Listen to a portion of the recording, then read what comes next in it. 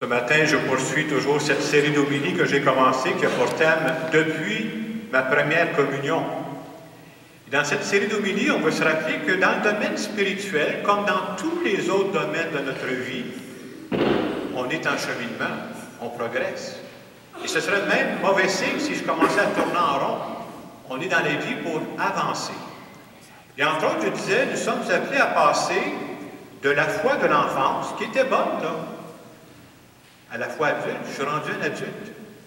Et une des caractéristiques de la foi adulte, c'est que c'est plus juste un tiroir dans ma vie. La foi adulte, ça vient toucher tous les aspects de ma vie. Ma spiritualité m'influence dans tous ces aspects-là. Et la semaine passée, on se disait, entre autres, qu'il existe dans la vie spirituelle aussi ce qu'on peut appeler des exercices spirituels, c'est-à-dire des façons de faire qui nous aident à progresser. Une des façons de faire dont je parlais la semaine passée, quand tu as la foi, c'est très important d'avoir quelques personnes avec qui tu peux en parler. En parler parce que juste le fait d'en parler à d'autres ou d'écouter comment l'autre vit ça, ça aide énormément, pas un peu, ça aide énormément à progresser dans la vie spirituelle. Mais vous savez, pareil comme moi, que je ne peux pas parler de ça n'importe où. Là. Je ne sais pas, vous êtes allé veiller hier soir, là, puis si vous parlez de ça, les gens vont changer de sujet. Là, hey, les Canadiens gagnaient, là, ben, ils parlaient un bout de temps, mais ils ont gagné. Là. Ça, c'est plus important que le... Et c'est pour ça qu'il existe des groupes. On forme des groupes en paroisse pour dire que ce soit alpha, puis on va former d'autres petits groupes pour dire ces gens-là sont prêts à en parler. C'est important, ça va vous faire progresser. Deuxième chose qu'on s'est dit, dans le domaine spirituel, on l'oublie, mais c'est vrai dans les autres domaines de la vie, là. Si je veux apprendre l'anglais, vous savez le meilleur moyen? Pratique, mon homme. Faire quelque chose. Et si je veux progresser dans le domaine spirituel, c'est la même chose, il faut passer à l'action. Et on disait, plus je m'implique dans ma paroisse, plus je m'attache à ma paroisse, et pas juste ça, plus je grandis dans la foi, parce que je ne fais pas juste y penser, j'agis. Alors, ce sont des moyens. En fin de semaine, la parole de Dieu, avec le thème que je vais vous présenter, veut nous parler de prière. Et là encore, je vais vous montrer que la prière qu'on faisait quand on était jeune, est-ce qu'elle était bonne? Ben oui, elle était bonne. Rendu adulte, des fois, on peut avoir encore la prière de l'enfance, qui est bonne, mais c'est bon de passer à une autre dimension aussi. Quand on était jeune, on nous a appris des prières qui nous servent encore. Hein? La prière du Notre Père, on va la faire tantôt à l'Eucharistie. La prière du Je vous salue Marie. Probablement qu'on vous a appris d'autres prières aussi. Et ces prières-là sont bonnes, ça me sert. Moi, je peux vous dire que je suis marcheur.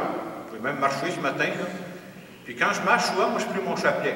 Il y a des gens qui me confient toutes sortes d'affaires. J'ai une dizaine pour avoir telle intention. L'autre dizaine, ben moi, j'ai des projets aussi. Ah oui, ah oui. Éclaire-moi, Seigneur, là-dedans. Mais ce que j'aimerais vous dire ce matin, comment on pourrait, j'essaie de résumer ça en mots, il faut mettre des nuances, vous comprendrez. Le passage de la prière de l'enfance à la prière adulte. La prière de l'enfance, je dirais, c'est de faire des prières. Et c'est bon, à toute époque.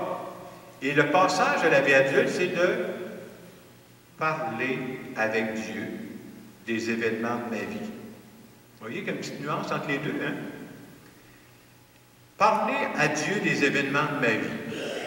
Parce que Dieu s'intéresse à ma vie. Puis dans ma vie adulte, j'ai besoin de la spiritualité. Pourquoi? Pas pour les nuages. J'en ai besoin. Pourquoi, moi, ma spiritualité? C'est pour faire face à la vie. C'est pour ça qu'il faut que j'y parle de ce que je suis en train de vivre. Et ce matin, on avait dans la première lecture un personnage qu'on entend rarement parler. Il s'appelle Habakkuk. Il ne doit pas en avoir beaucoup qui s'appellent Habakkuk ici, là. Une chance, c'est une moyenne épreuve, ça. Alors, Habakkuk, qu'est-ce qu'il vivait Habakkuk? Il faut savoir que c'est un homme qui a vécu 650 ans avant Jésus-Christ. Il vivait à Jérusalem. Puis à l'époque où il vivait, le roi qu'il y avait à Jérusalem, c'était un roi terrible. C'était pas un bon roi. La ville de Jérusalem était reconnue pour être une ville religieuse modèle. Quand les gens voulaient dire, on aimerait ça que dans notre ville, que ce soit beau, que ce soit religieux, ils disaient, mais faites comme à Jérusalem. Mais à l'époque où Habakkuk vivait, la ville de Jérusalem était loin d'être un modèle. Puis Habakkuk, c'est un bon croyant, ce gars-là. Puis quand il voit ça, il est triste. Il dit, hey, si nous autres à Jérusalem, on est rendu croche de même, Il dit, comment ça va finir ailleurs? On est supposé être le modèle. Et Habakkuk, dans sa prière, on a juste un extrait ce matin, Habakkuk parle de ça avec Dieu. Vous voyez ce que j'ai dit? Il parle avec Dieu de ce qu'il est en train de vivre. Et tellement qu'à l'étape où il est rendu ce matin, parce qu'il y a eu un passage avant ça, là, Habakkuk, vous savez ce qu'il est en train de dire à Dieu? Il dit, coudonc, ça fait longtemps que je t'en parle, tu m'écoutes-tu? Tu m'entends-tu quand je te parle? Moi, je riais parce que quand j'ai lu ça cette semaine, pas ici à Saint-Hyacinthe, mais j'ai déjà vécu ailleurs, à Québec, je me souviens d'une femme qui avait dit à son mari, « Hey, je te parle! Tu m'écoutes-tu? Lâche ton hockey 2 minutes, là! » On dirait qu'Habakkuk, il parle à Dieu de la même façon que je viens de vous dire. Et nous autres, quand on entend ça, on dit, coudonc, il est en train de manquer de respect envers Dieu. On ne parle pas comme ça à Dieu. Et j'aimerais vous dire ce matin, oui, on peut parler comme ça à Dieu. Soyez sans crainte, là. Dieu est assez grand pour accepter nos déceptions. Dieu est assez grand pour accepter nos tristesses. Et Dieu est même assez grand à certains moments pour accepter nos colères. Parce que ça peut arriver aussi, là. Il n'est pas de bonne humeur, Habakkuk, je vous le dis, là. C'est sa prière à lui. Donc, je vous disais, plus on arrive dans la vie adulte, il faut de temps en temps, il y a différentes sortes de prières, mais de temps en temps, prier égale parler à Dieu. Et c'est quoi la meilleure façon de parler à Dieu? C'est d'être vrai. Inventez pas une histoire, là. Parler à Dieu, être vrai, c'est-à-dire, je vais lui parler de mes joies. Je vais lui parler de mes déceptions. Je peux même lui parler de mes colères. La prière vraie exige l'honnêteté comme vous feriez avec un ami. Si tu t'en dis le contraire, de dire le contraire de ce que tu vis, ça ne marche pas. Il faut que dans ma prière, je lui parle vraiment de ce que je suis en train de vivre. Et c'est important dans certaines situations, je dirais, de ne pas briser le dialogue. C'est tentant, hein? On fait ça avec du monde aussi. Hein? Je vous donne des exemples de personnes, puis c'est sans jugement, là. Peut-être même qu'il y en a qui ont vécu ça. Moi, j'ai connu des gens qui ont décidé à un moment donné, là, Dieu, c'est fini. Je ne remettrai plus jamais les pieds à l'Église. Parce qu'il est arrivé un événement triste dans leur vie. Je ne sais pas, je pense à un couple, par exemple, un de leurs enfants avait eu un accident grave. Si ton Dieu a permis que mon enfant vive ça, je ne veux plus rien savoir de ton Dieu. Et je comprends que c'est une grande tristesse à vivre, là. Mais mon conseil à moi, dans ces moments-là, continuez de parler à Dieu. Oui, mais je vais peut-être me choquer. Choque-toi contre Dieu. C'est très important que tu te choques peut-être.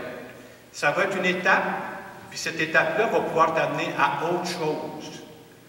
J'ai connu la même chose, des couples qui, je sais pas, des gens qui se sont mariés, puis qui disent, hey, moi j'ai investi, c'était pour toute ma vie, puis ça vient de péter, puis j'ai rien choisi là-dedans. Je ne veux plus rien savoir de Dieu. Continue d'y parler. Dis-y ta tristesse. Dis-y ta déception. Dis-y même ta colère. Continue. Puis peut-être qu'à un moment donné, tu comprends. Fais confiance que Dieu va t'accompagner là-dedans. Prier, c'est parler avec Dieu de ce que l'on vit.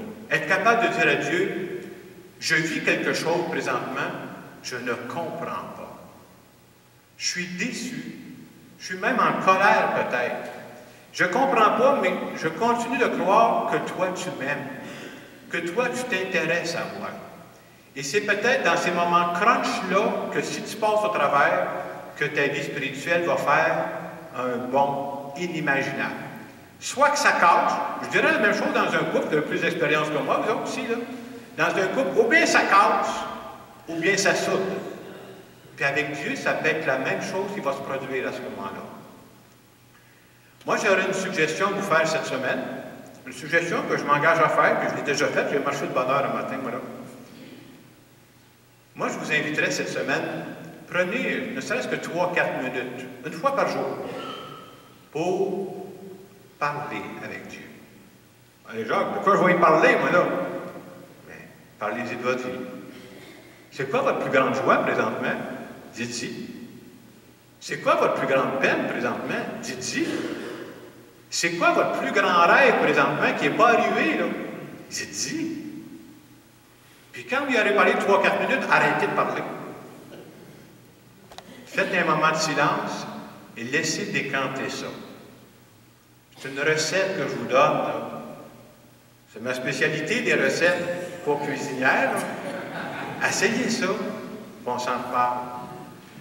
Et ce matin, j'aimerais vous laisser sur cette question-là, en lien avec ce que Habakkuk a vécu dans la première lecture, juste se poser la question, c'est quand la dernière fois dans ma vie